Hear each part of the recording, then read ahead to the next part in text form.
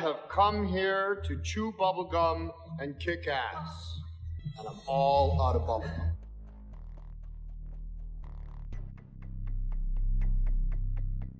They Live is held in very high regard by conspiracists, especially if you're a movie buff like myself.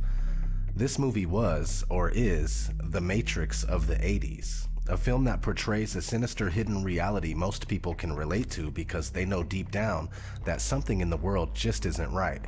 Though the movie often seems cheesy, it nonetheless conveys a strong message about the elite of the world and its utilization of mass media to keep the population under control. The star of the movie, Roddy Piper, was noted on Twitter saying, "They Live is a documentary." This was roughly 2 years before he died in 2015. Of course he was joking, at least a little bit, right? This movie is one of those rare subversive stories that forces viewers to question their world and their surroundings. Because despite the fact that the movie is about ghoulish aliens, it communicates truths to the viewers that are only alluded to in mainstream movies. In fact, looking deeper into the storyline, one might realize that there's probably more science than fiction in this story. Are the aliens in the movie an imaginative way to portray the world's elite, those who secretly run the world, those that we call the Illuminati? Let's revisit this cult classic and see how it describes the hidden rule of the elite.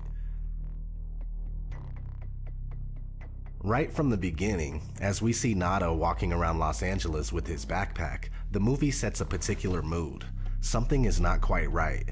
There is a sense of impending doom in the air. Poverty is rampant, helicopters fly all around the city, and street preachers speak of soulless beings that rule the world. They have taken the hearts and minds of our leaders. They have recruited the rich and the powerful, and they have blinded us to the truth. Our human spirit is corrupted. Why do we worship greed? Because outside the limit of our sight, feeding off us, perched on top of us from birth to death, are our owners. Our owners, they have us, they control us, they are our masters. Wake up, they're all about you, all around you. Is the preacher's description of the masters applicable to the Illuminati? As we follow Nada's aimless drifting across the city, the camera often focuses on people gazing blankly at television screens, mindlessly absorbing the feeble messages it communicates. Regular Joes appear to truly enjoy their television shows, until an obscure organization hacks the airwaves to broadcast subversive messages about the hidden rulers of the world. Natural looking, easy to apply nails, pre-colored in 7 luscious hues. Just... Our impulses are being redirected. We are living in an artificially induced state of consciousness that resembles sleep. Oh, goddamn hacker, that second time tonight that asshole's cut in. The movement was begun 8 months ago by a small group of scientists who discovered, quite by accident, these signals being sent through... It's giving me a headache. Yeah, tell me about it. Must took the hackers months to figure out how to do this. The poor and the underclass are growing. Racial justice and human rights are non-existent. They have created a repressive society, and we are their unwitting accomplices. Their intention to rule rests with the annihilation of consciousness. We have been lulled into a trance. They have made us indifferent to ourselves, to others. We are focused only on our own gain.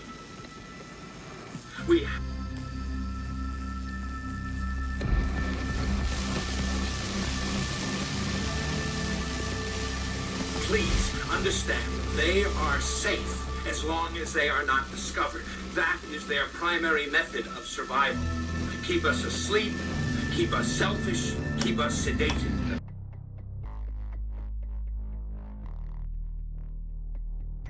The average Joes who watch this pirated TV broadcast all get a massive headache. The raw truth is indeed too much for most people to bear.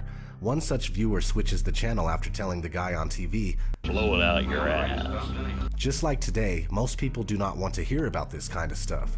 They just want to go back to playing on their phone or mindlessly viewing television.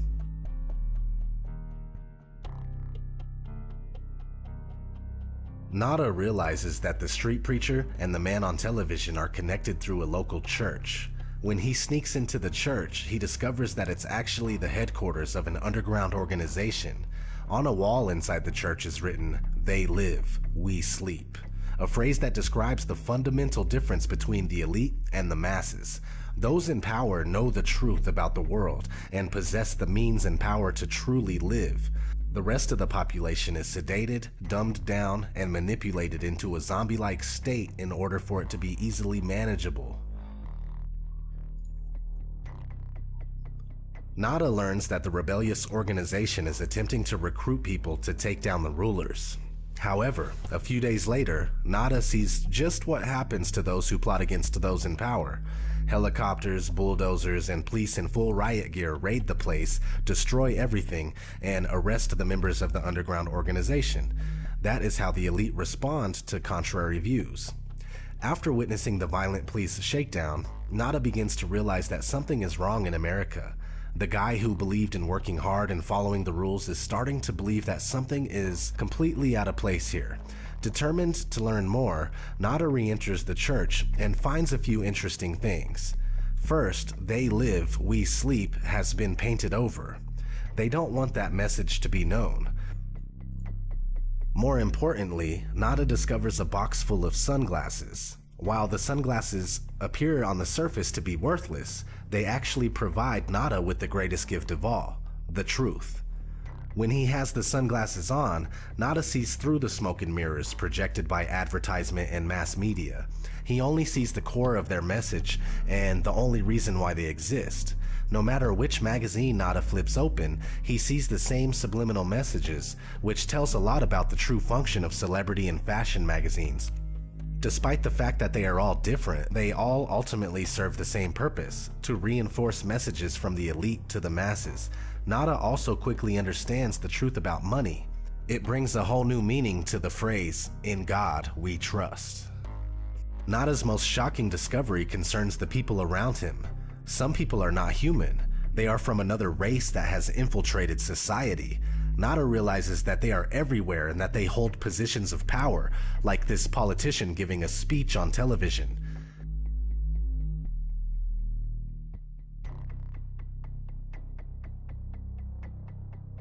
When the aliens realize that Nada can see through their disguise, they immediately alert the authorities, saying, "I've got one that can see."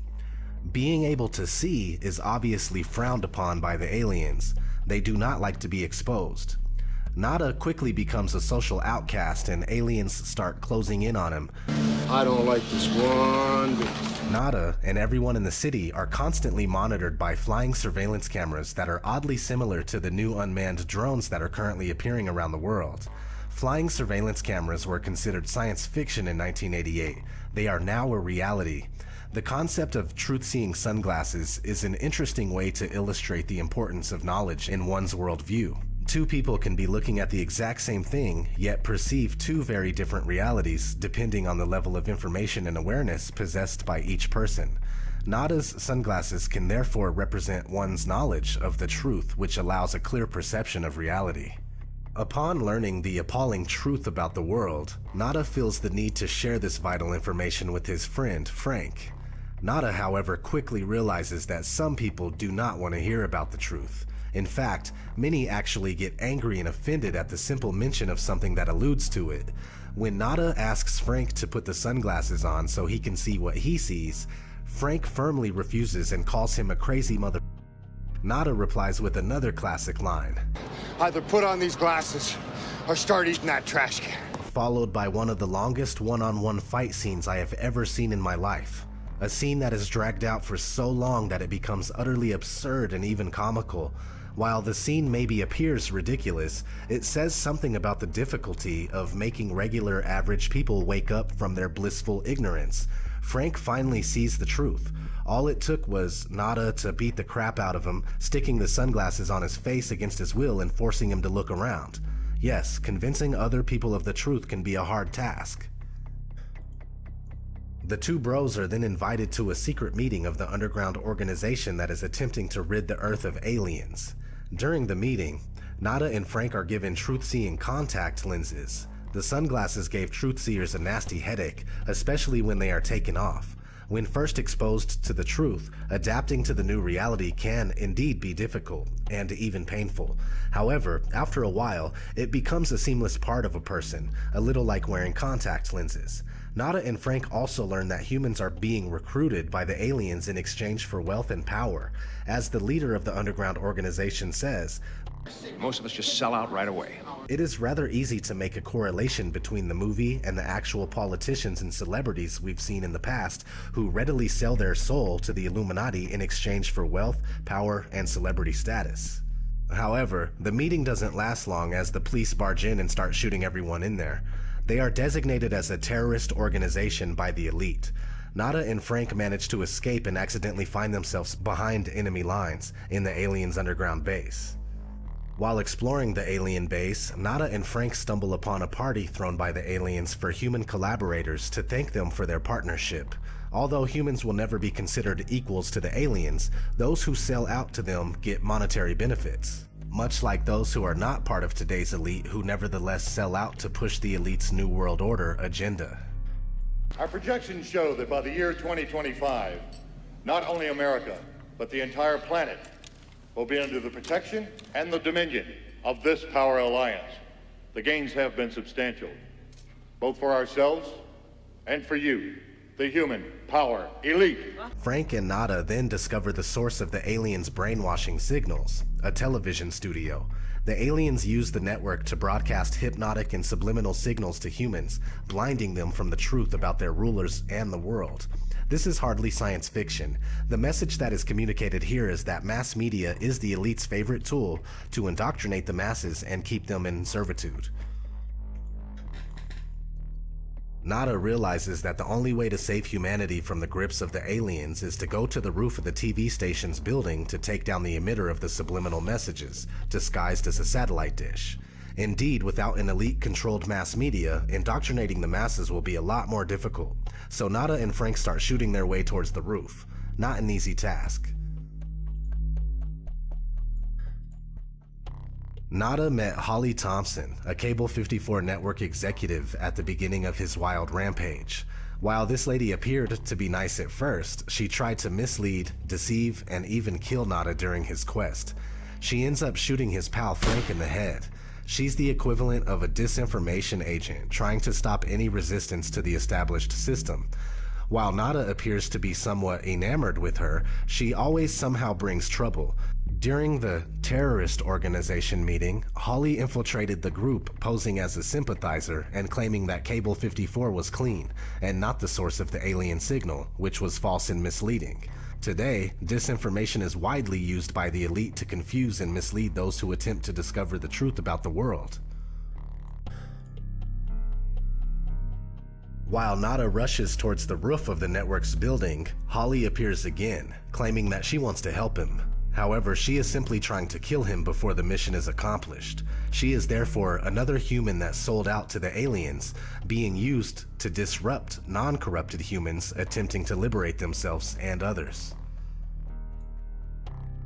Nada manages to take down the alien transmitter and saves humanity, but he ends up being shot dead by a policeman in the process.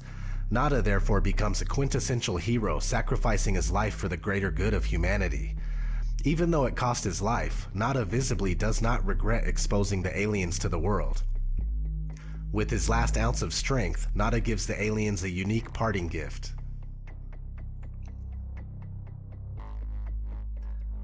Once the aliens' satellite dish is down, the masses are able to see the world as it is. The aliens' ugly faces are exposed to the world.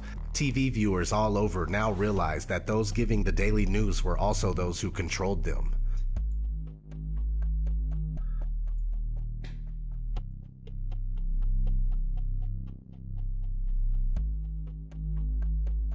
As the years have gone by, this movie's message has become increasingly relevant and freakishly realistic. In the movie, the rulers are portrayed as a completely different race that perceive humans as inferior, something that can easily be correlated to the attitudes of the bloodlines of the Illuminati, or even the Zionist Jews that refer to all non-Jews as Goyim. Working behind the scenes, this secretive elite constantly worked towards a creation of a worldwide system that would serve its interests, a new world order, ruled by a one-world government. To facilitate the ruler's work, the masses are kept in the dark and are distracted with the fake puppet show that is politics, and the no independent thought programming that is the mass media. They Live can indeed be interpreted as a documentary on the thorough and systematic conditioning of human experience in order for a hidden elite to covertly control, manipulate, and exploit the masses. You still don't get it, do you, boys? There ain't no countries anymore. No more good guys. They're running the whole show. They own everything, the whole goddamn planet. They can do whatever they want.